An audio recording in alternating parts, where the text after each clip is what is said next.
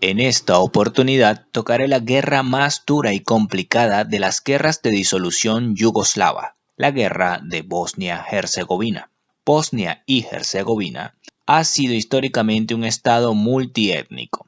Según el censo de 1991, Bosnia-Herzegovina tenía una población dividida. También hay una fuerte correlación entre la identidad étnica y la religión. En las primeras elecciones multipartidistas que tuvieron lugar en noviembre de 1990 en Bosnia y Herzegovina, vencieron los tres mayores partidos étnicos en el país. Las partes dividieron el poder entre las distintas etnias, mientras que el presidente del gobierno de la República Socialista de Bosnia-Herzegovina era un bosnio, el presidente del parlamento era un serbio y el primer ministro un croata. Recuerden que en el video anterior sobre las dos primeras guerras de disolución yugoslava, les hablé que el objetivo de Serbia era crear la Gran Serbia, al igual que el objetivo de los croatas era crear la Gran Croacia. Entonces, volviendo a la guerra en Bosnia, los miembros serbios del Parlamento abandonaron el Parlamento Central de Sarajevo y formaron la Asamblea del Pueblo Serbio de Bosnia y Herzegovina. Esta asamblea estableció la República Serbia de Bosnia y Herzegovina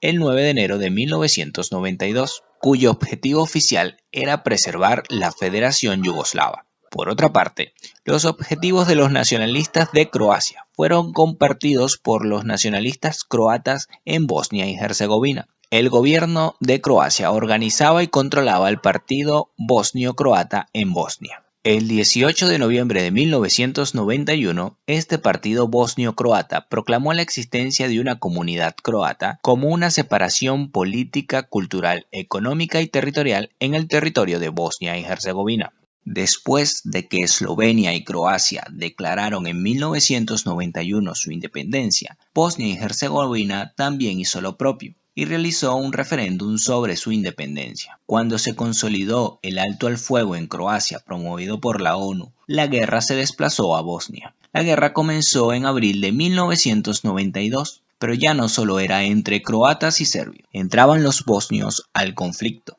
Inicialmente, las fuerzas serbias atacaron a la población civil no serbia en Bosnia Oriental. Una vez que las ciudades y los pueblos estaban asegurados, procedían a la expulsión de sus habitantes, que incluyó violaciones masivas y asesinatos. Tras la avanzada serbia contra Bosnia, Croacia se une a Serbia y un tratado secreto acordado en marzo de 1991, en el cual Serbia y Croacia se repartirían Bosnia-Herzegovina. En marzo de 1994, por fin un acuerdo de paz mediado por los Estados Unidos entre los beligerantes croatas y la República de Bosnia y Herzegovina se firmó en Washington, conocido como el Acuerdo de Washington. En virtud del acuerdo, la combinación de territorio controlado por los croatas de Bosnia y las fuerzas del gobierno fue dividida en 10 cantones autónomos, establecidos en la Federación de Bosnia y Herzegovina.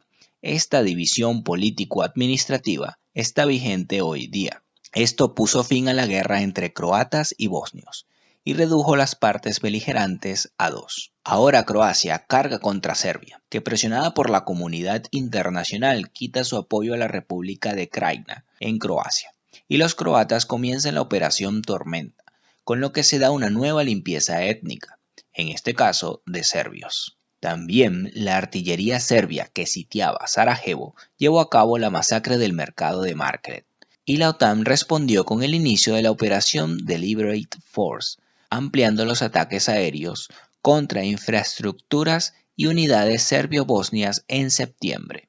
En este momento, la comunidad internacional presionó a los tres presidentes a la mesa de negociación, y finalmente la guerra terminó con los acuerdos de Dayton firmados el 21 de noviembre de 1995. La limpieza étnica fue un fenómeno común en la guerra. Por lo general, esto implicaba la intimidación, la expulsión forzosa o asesinato de la etnia indeseada, así como la destrucción de los vestigios físicos del grupo étnico, como los lugares de culto, cementerios y edificios culturales e históricos. De acuerdo con numerosos fallos del Tribunal Penal Internacional para la ex Yugoslavia, las fuerzas serbias y croatas realizaron limpieza étnica en sus territorios, planificadas por sus líderes políticos con el fin de crear estados étnicamente puros. Por otra parte, las fuerzas serbias cometieron la masacre de Srebrenica al final de la guerra, calificada por el tribunal como genocidio. Durante la guerra de Bosnia se realizaron abusos sexuales de niñas y mujeres, que más tarde se conocería como fenómeno de violaciones en masa. Entre 20.000 y 44.000 mujeres musulmanas fueron sistemáticamente violadas por las fuerzas serbias cristianas. Existe constancia de que también unidades bosnias realizaron esta práctica con mujeres serbias en varias ciudades. Estos hechos no fueron juzgados por el tribunal al considerarse aislados. Tras el conflicto, la violación fue reconocida por primera vez como un arma de guerra empleada como herramienta de limpieza étnica y genocidio.